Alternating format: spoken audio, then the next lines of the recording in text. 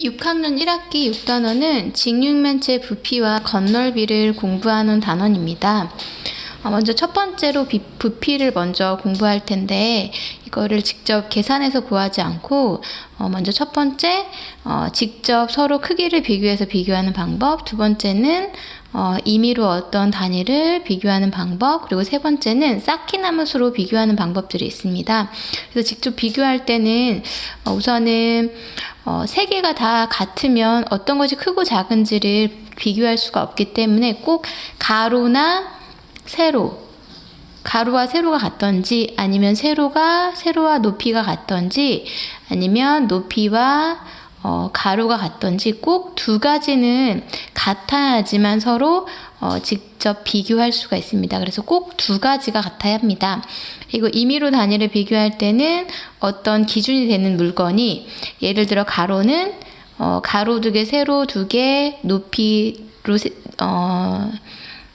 3층이니까 총 얘는 2개씩 2개 3층이니까 총 12개구나. 그리고 나는 3개씩 2개, 그리고 3층이니까 얘는 18개가 들어가는구나. 그래서 똑같은 모양이 18개가 들어가기 때문에 나의 부피가 크구나 라고 비교할 수 있고요. 그리고 세 번째로는 이제 쌓기나무 수로 비교하는 방법입니다. 그래서 쌓기나무 수를 이제 개수를 구할 때는 가는 12개가 쌓아져 있고 나는 16개가 쌓아져 있으니까 16개가 쌓아져 있는 나가 부피가 더 크구나 라는 거를 비교할 수가 있습니다. 그래서 먼저 첫 번째 1번 문제를 보면 우선은 가와 나 먼저 부피를 비교할 때 얘가 4cm 세로와 그 다음에 높이가 같으니까 얘는 4와 3, 4와 3, 4cm, 3cm 둘이 같으니까 이제 나머지 가로만 비교해주면 가로가 더 큰 이제 나의 부피가 크다라는 걸 알 수 있습니다. 그리고 두 번째는 크기가 같은 쌓기나무를 사용해서 두 직육면체 부피를 구할 때 우선은 각각 담겨있는 쌓기나무 수에 따라서 이제 부피를 비교할 수가 있는데 우선 가는 18개고 나는 16개니까 똑같은 부피는 쌓기나무가 더 많이 있는 가의 부피가 더 크다라고 할 수 있습니다. 69쪽에 보면 지금 이제 3, 4, 5번만 같이 풀어보고 나머지 6번, 7번은 숙제로 하는 걸로 할게요.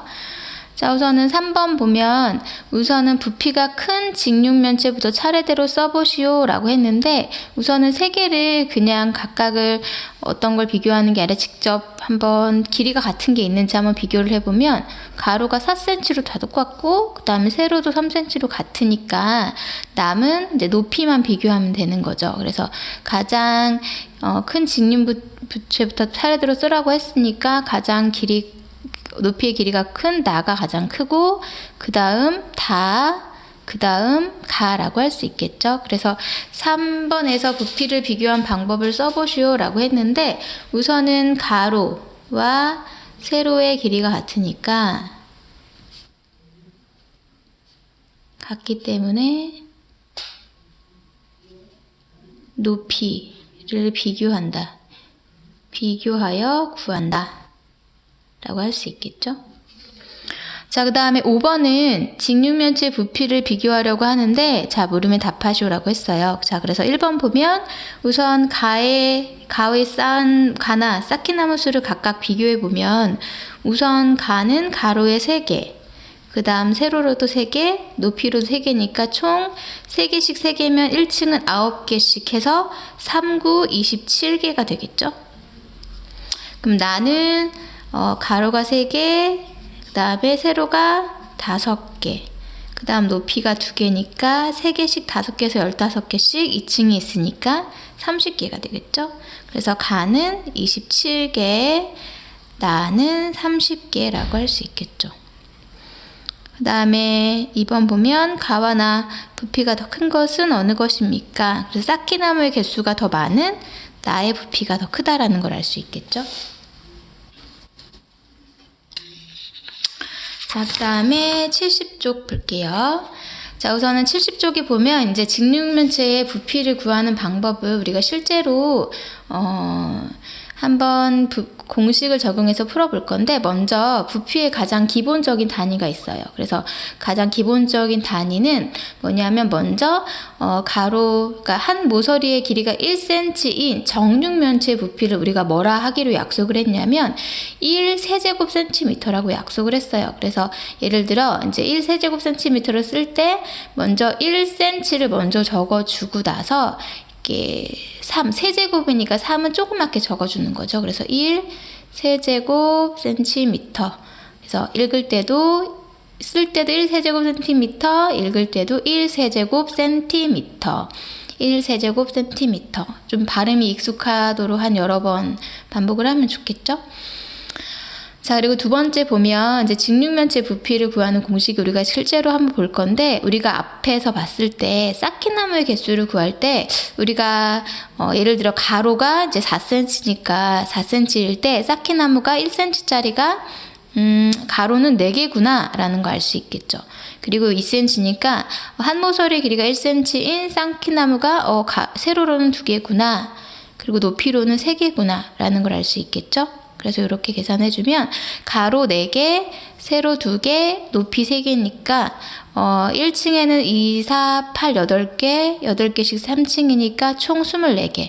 그래서 1세제곱센티미터가 24개니까 우리는 1세제곱센티미터가 24개니까 24세제곱센티미터라고 할 수 있겠죠. 근데 이제 그때마다 쌓기나무수 구하고 직육면체 부피를 구하는 게 조금 어려우니까 우리는 바로 쌓기나무수 구하는 방법이 바로 직육면체 부피 구하는 방법으로 연결을 해줄 수 있겠죠. 그래서 결국 그 직육면체 부피는 가로 곱하기 세로 곱하기 높이라고 할 수 있을 거예요.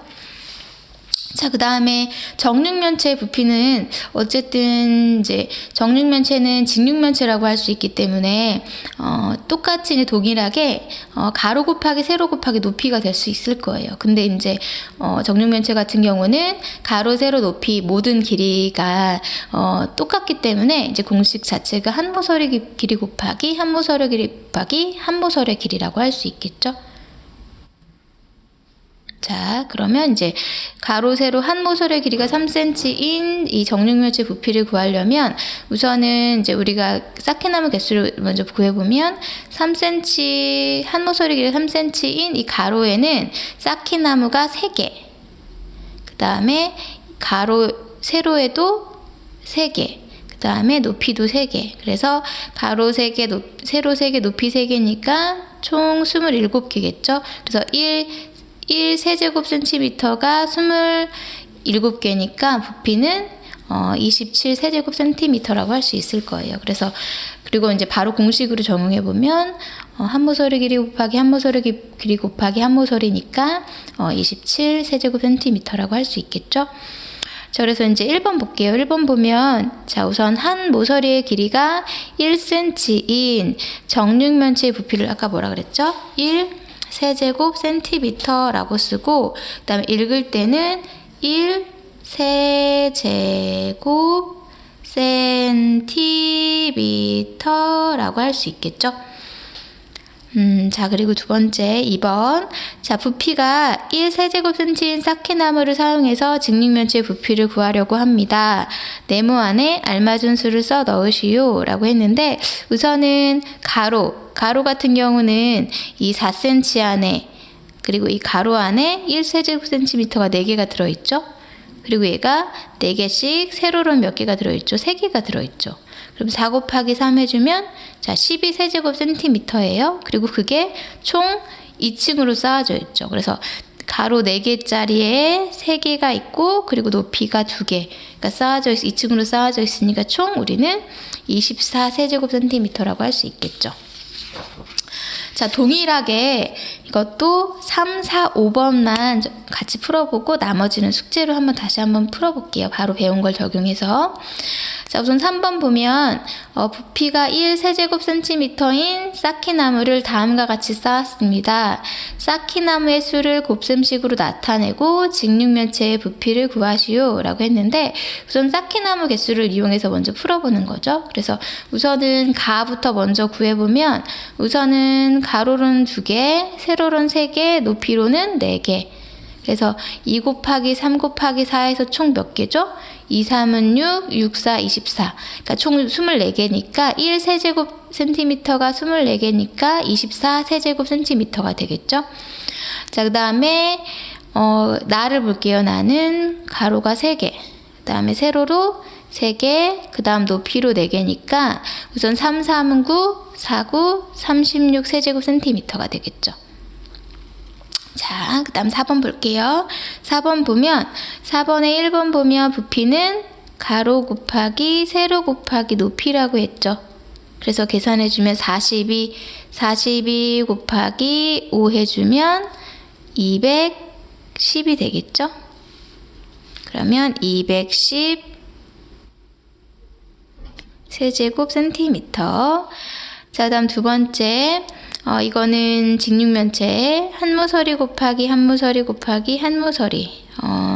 정육면체도 직육면체라고 할 수 있으니까요. 자, 그럼 얘가 81 곱하기 9 해주면 9, 8, 9, 72. 그러니까 729 세제곱 센티미터가 되겠죠. 자, 그 다음에 5번 보면, 자, 부피가 1 세제곱 센치인 쌓기나무로 다음과 같이 직육면체를 만들었습니다. 직육면체 가는 직육면체 나보다 부피가 몇 세제곱 센티미터 더 큽니까? 라고 했는데, 우선은 비교하려면 각각 쌓기나무를 수를 이용해서 이제 부피를 구하면 되겠죠. 그래서 가 같은 경우는 하나, 둘, 셋, 넷, 다섯, 가로로는 5개, 세로로는 3개, 높이로 2개니까 여기는 30개니까 30 세제곱 센티미터가 될 거고요. 가는요. 그 다음에 나는 가로 3개, 그 다음 세로 2개, 높이 3개니까 2, 3은 6, 6, 3, 18 해주면 되겠죠. 18 세제곱 센티미터가 되겠죠. 그래서 가가 나보다 몇 세제곱 센티미터 더 큽니까? 라고 했으니까 빼주면 30에서 18을 빼주면 12 세제곱 센티미터가 되겠죠.